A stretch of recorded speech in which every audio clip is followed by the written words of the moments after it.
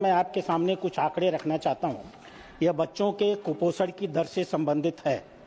भोपाल में 55% बच्चे वेस्टेड हैं, सूलिया कर्नाटक में 26.5%, बेंगलौर में 52% बच्चे मेलनरिस्ट हैं, इलाहाबाद में 65.53%, वेल्लोर तमिलनाडु में 83%, बरेली यूपी में 38.4%, करीमनगर तेलंगाना में 29.3%, काजीकोड केरला में 46.3%, पूरे वेस्ट बंगाल में 22.8%, लखनऊ में 57%, कुरनूल में 63%, वेस्ट बंगाल में 39.7%, किन्नूर हिमाचल प्रदेश में 21.4%, अहमदाबाद में 29.44%, टेढ़ी गढ़वाल में 60.9%, बहरामपुर उड़ीसा में 69%, चंडीगढ़ में 73.3%, संथाल परगना में 38.65%।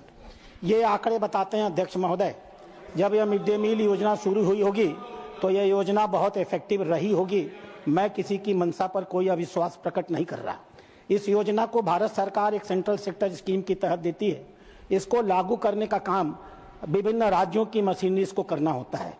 मैं यह महसूस करता हूं कि बहुत लंबे समय से चलती आ रही एक योजना जो एक समय में प्रभावी रही है, धीमे धीमे अपना असर खो रही है और जो बच्चों के अंदर कुपोषण की दर में प्रभावी कमी होनी चाहिए, यह उसके ऊपर उस कमी को नहीं ला पा रही है। बच्चों का स्वास्थ्य देश के नौजवानों और वृद्धों के स्वास्थ्य का कारक होता है। अगर ये बच्चे आज कुपोषित होंगे तो इस देश का बड़ा नागरिक कुपोषित होगा। इसलिए मैं सरकार से अपेक्षा करता हूं कि वो सभी राज्य सरकारों से इस संदर्भ में बात करेगी, उनकी एक सामूहिक बैठक बुलाएगी और इस योजना को किस प्रकार से और बेहतर तरीके से लागू किया जाए।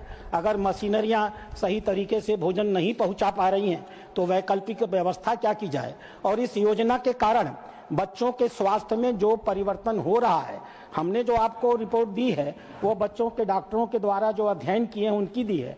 सरकार से भी मैं आग्रह करूंगा कि व्यापक पूरे देश के स्तर पर सर्वे कराया जाए और जो कुपोषण की दर मिले उसके हिसाब से या तो भोजन के अमाउंट में या इस योजना को लागू करने में जो परिवर्तन जरूरी है वो किए जाए।